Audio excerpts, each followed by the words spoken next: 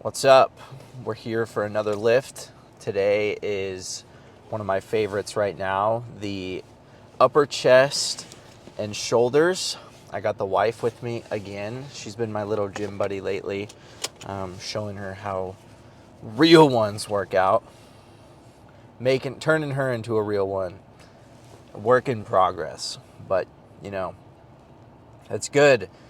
And if you're able to lift with somebody that may have a little bit more experience than you that can show you the ways, then that is a highly beneficial way to accelerate your training, to train with people that are stronger than you, or just, might have some knowledge that you don't. And that's not to say if somebody isn't stronger than you or bigger than you that you shouldn't train with them.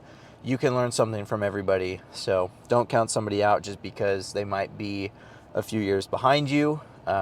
There's something to learn from everyone. But today we are going to be hitting incline bench, and we're going to see what we can put up. So I had to go to a work meeting this morning pretty early, so I had to wake up a little bit earlier than normal. Nothing, crazy. I'm still alive, but I'm a little tired.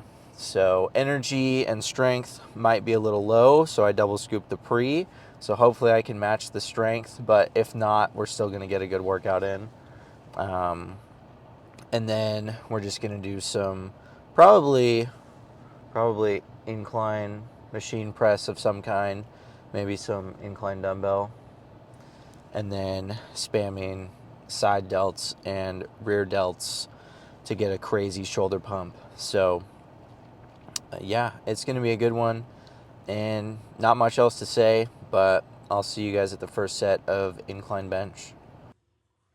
Starting off today's workout, it's going to be a bit of a shorter one today, but definitely an effective workout, that's for sure. Started with the incline barbell bench press, of course, a staple in any upper chest workout. Throwing 275 around for about 7 reps here. Had a little spot from Jade at the end helping me out, saving my life. This is the most weight I've moved around on the incline bench in my life, so you could say things have been moving pretty well. Pays off to do recovery exercises for the shoulders. Definitely going to be a lot more attentive to body parts that are aching and creaking a little bit, because I wouldn't say I'm old, but the aging process never stops. So I do not want to be retired in about 5 years.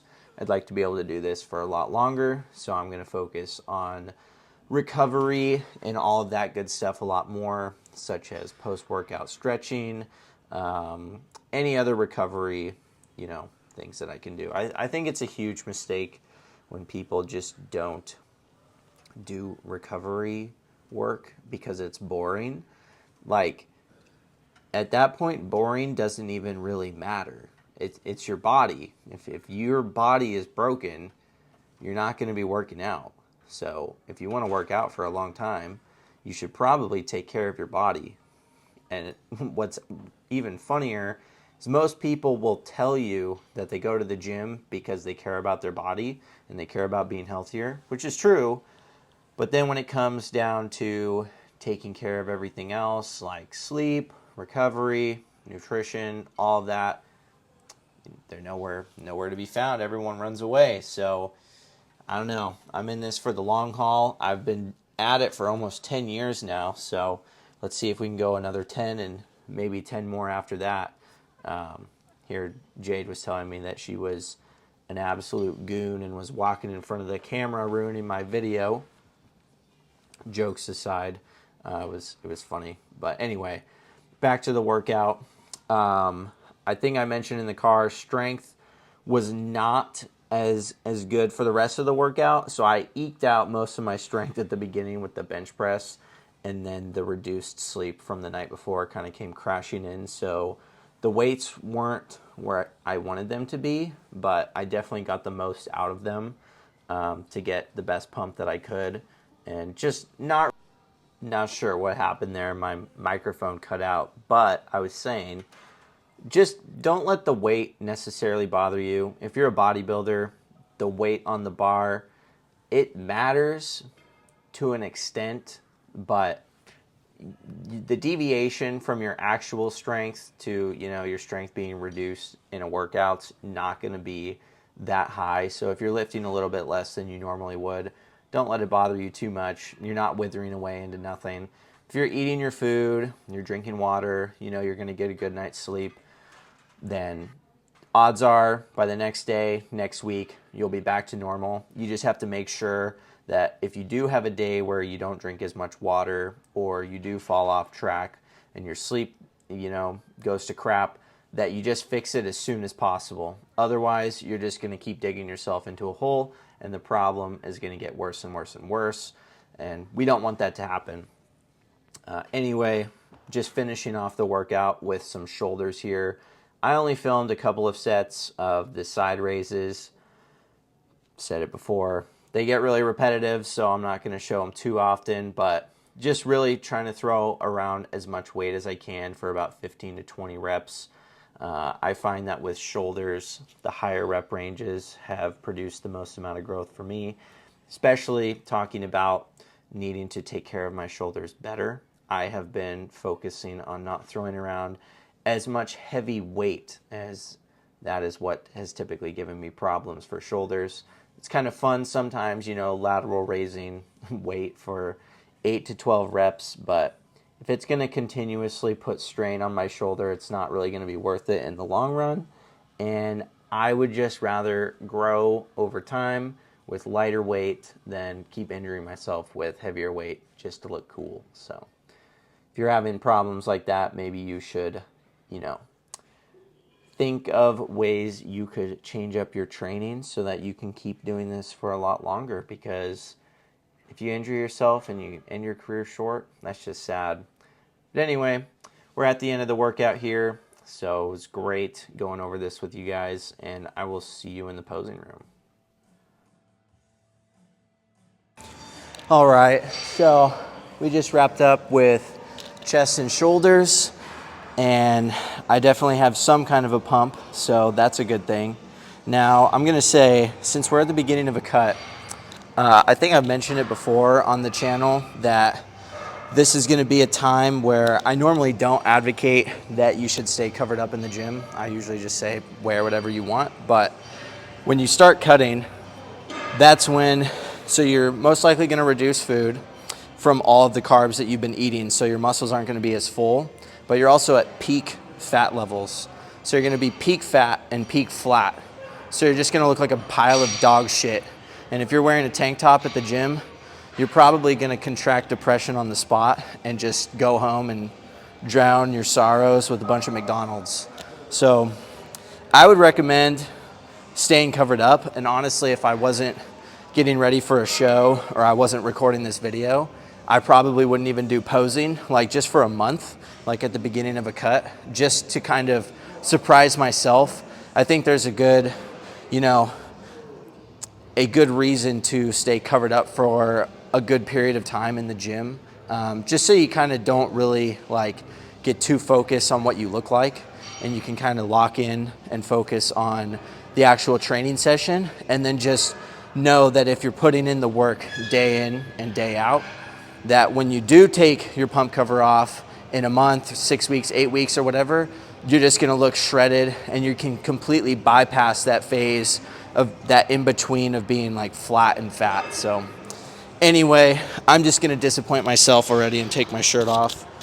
So I know you guys are ready to be disappointed, because you're disappointed every single day.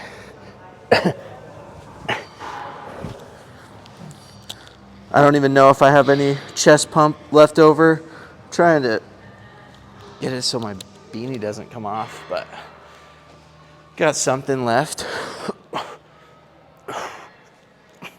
What do you think? The shoulders are definitely pumped for sure. Yeah. Your boobs look good too.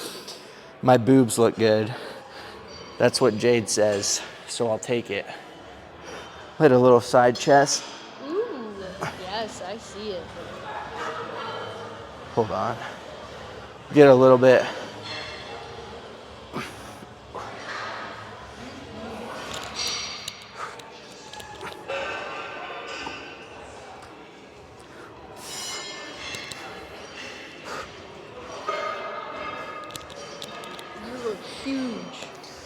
Oh, I know. So, as you can see, the pumps are still flowing, but I'll use myself as an example. Definitely a little flabby for my standards. Don't shoot me. Oh, that's a bad word, sorry. Don't attack me. That's a better word.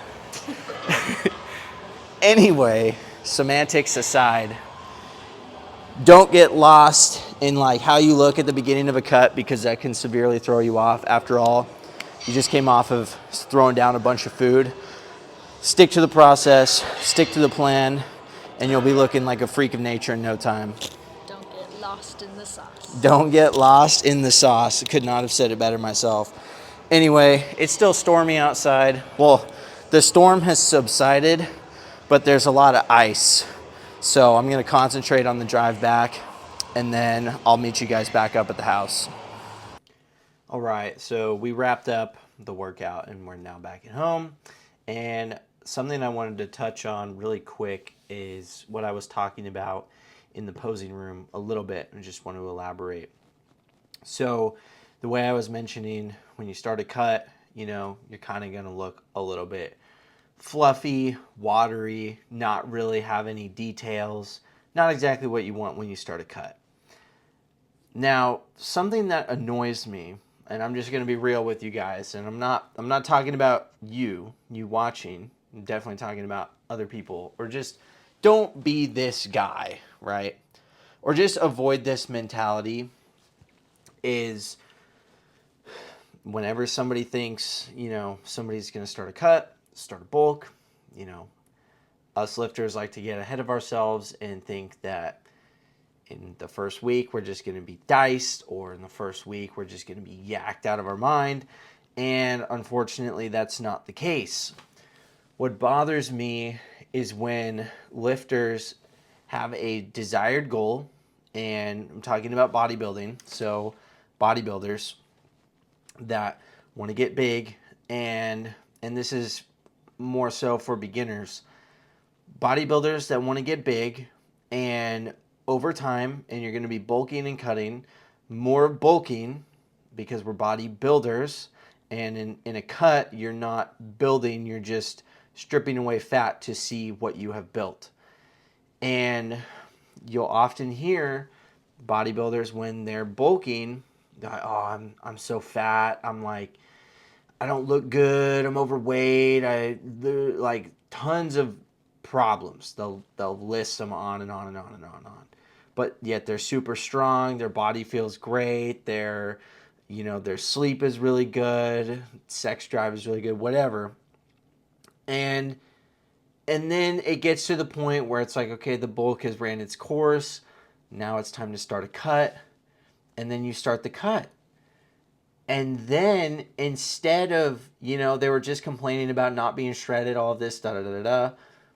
Now they're complaining that their strength is going down, that they're this, and I'm just weak, and I'm not like, come on, you got to understand what's going to happen in both phases of cutting and bulking. When you're bulking, you're obviously not going to be as shredded, but you're just going to be like stacked. Your joints are going to feel good. Your sleep is going to be good. All of this, your strength is going to be good. You should be hitting PRs. You should be moving a bunch of weight. Weight should feel like nothing. Lightweight, baby. Like all weight should be lightweight, baby. None of this, oh, I'm not shredded. My physique looks like garbage. Like, dude, if that's the case, put on a baggy t-shirt.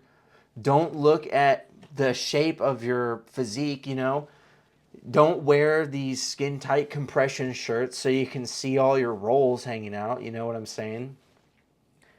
And I'm not trying to, make you feel bad. If this is you, I'm just trying to help you out with the mindset. Like, this is where, the difficulty of bodybuilding is. We can eat the food, but can you handle looking at yourself in the mirror that is the exact opposite of how you picture yourself? And that's where bodybuilding can be a real challenge. With bodybuilding, we're trying to achieve this yacked, jacked, shredded, just monster freak look. But in order to achieve that, you kind of got to get a little bit fluffy, put on a little bit of body fat. You got to get uncomfortable with the amount of food you're eating. And I understand it, you know. When you're in the middle of it, it's easy to want the other thing. And then when you get the other thing, you want what you had before. The grass is always greener. But the sooner you realize that there is a method to the madness, that you just trust the process, everything will work itself out. But it's when you start flip-flopping back and forth, you're 1 week and you're, oh, I don't look good, you know, I'm going to hop back onto the bulk. Then you get back into the bulk and you're like, oh, I'm looking watery and I'm not looking cut. All my lines went away. And then you start cutting again.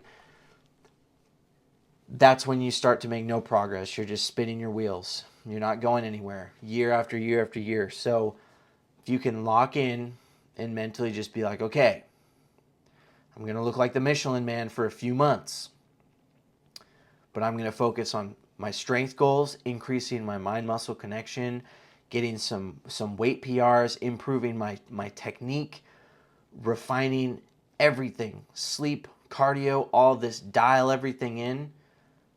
Then when it's time to cut, then you can transition your mindset to the cutting mindset. Okay, and you can start like mentally preparing yourself for this too. Like, all right, I'm gonna start, you know, getting a little bit weaker. My lifts aren't gonna be as good, or they might not be. My pumps might not be as good.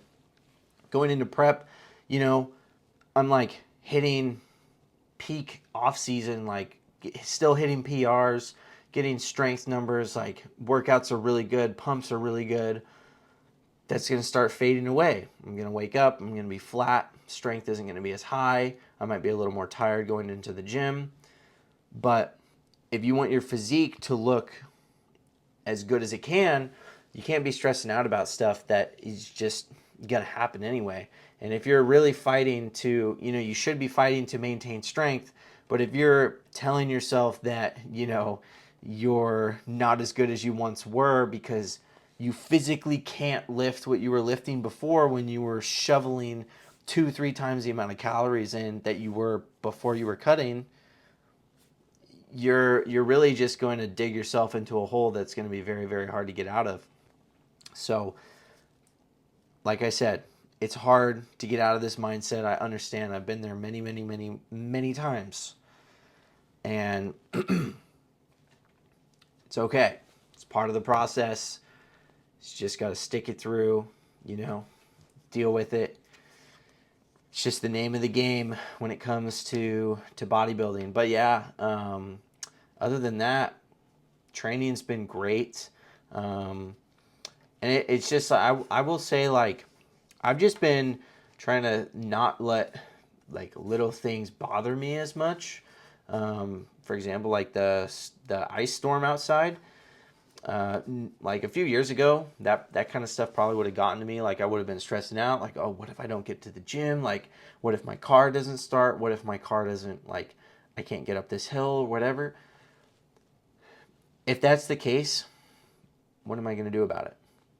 I can't wish the ice away. I can't, you know, and I can do things to prepare for this kind of stuff ahead of time. But this just came out of nowhere. And it is what it is. If I wasn't able to get to the gym, that's just how it goes. And then it's just kind of like pick up the slack once I am able to get to the gym and you move on. You know, life isn't going to pause itself for you. Natural disasters aren't going to wait for you. They don't care about your gains. And stressing out about something you can't control is only going to hinder you. I feel like most people stress out about the things that they can't control, and they don't stress enough about the things that they can control. There will be people that will freak out over an ice storm. Oh no, I can't get to the gym. The roads are frozen over. I'm going to lose my gains. And then you're like, are you doing your fasted cardio in the morning? And they're like, no, you were scrolling TikTok on your phone for 2 hours before you went to bed last night. That's why. So focus on the things that you can control. When when you're in a cut or a bulk, don't wish you were on the other thing. It's easy to want to, but if you just focus in on where you're at now, enjoy the process. Enjoying the process is always going to make things the most enjoyable. And I know that's counterintuitive, but if you can find enjoyment in the suffering of where you're at right now, you're going to appreciate where you're at right now more than if you were just wishing you were somewhere else. So anyway, that's it for this little ramble. I hope you guys enjoyed it. Hope you enjoyed those few little PRs I got in there for you today. And with that being said, I will see you when I see you.